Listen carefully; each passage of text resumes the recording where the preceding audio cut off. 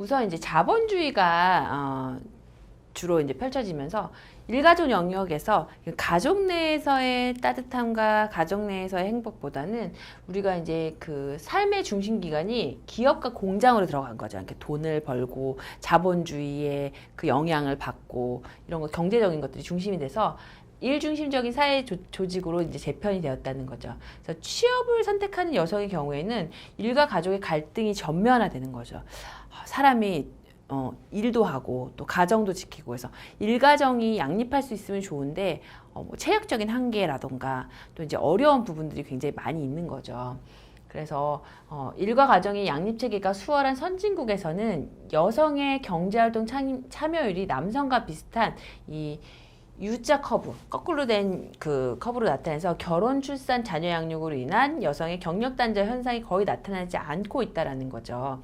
그래서 제가 여기 그래프에 대해서는 다시 설명을 드리겠습니다. 그래서 여성의 경제활동 고용률은 출산과 육아로 인한 경력 단절로 인해서 여성 인재 활동을 저해하는 요인으로 작용이 되기도 하고 또 남성 위주의 직장 내 분위기에서는 여성 인재 활용에 부정적으로 작용해 오고 있고 이 출산과 육아로 인한 경력 단절로 인해서 여성들이 다시 노동시장에 재진입하는 데 많은 어려움이 있다 이렇게 보시면 되고 여성들의 연령대에 따라서 이제 고용률을 보면 그 2018년도 여성의 삶에 대한 통계에 보면 2017년 여성의 고용률이 나와 있는데 가장 이제 연령별로 고용률이 높은 것은 40대 후반, 그 다음에 이제 20대 후반, 그 다음에 50대 전반으로 나와 있고 여성의 고용률은 30대의 결혼, 임신, 출산, 육아 등의 경력 단절 현상으로 인해서 감소한 다음에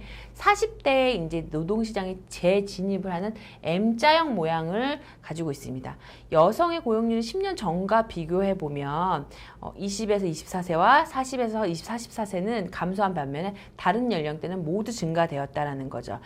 크게 고용률이 증가한 데는 많은 그 영향들이 있는데 우리가 예전보다는 여성들이 입지가 그런 그 일을 하고자 하는 그런 현장에서 도움을 받을 수 있는 뭐 출산휴가라던가 육아휴직이라던가 이런 것들이 허용이 되고 또 모성 보호에 대한 법이 강화가 되면서 여러 가지 이제 여건이 많이 의식이 올라온 거죠. 물론 이제 조금 더 올라오려면 좀 시간이 걸리겠죠. 근데 점점 더 올라오고 있는 중이고 이 그래프에서 보시는 것처럼 이렇게 M자형을 그리는 거죠. 여성들이 연령대별로 많은 경우에는 이제 근로를 시작해서 이렇게 어느 수준까지 왔다가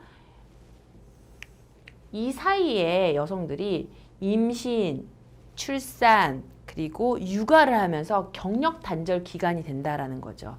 그런데 아까 이제 말씀드렸듯이 그 선진국에서는 역육자형, 커브 U자형으로 U자 거꾸로 한 형으로 발달한다 그랬잖아요. 그러면 만약에 이제 이렇게 되는 거죠. 그러면 이 우리나라에서 이 경력 단절이 되는 요 기간에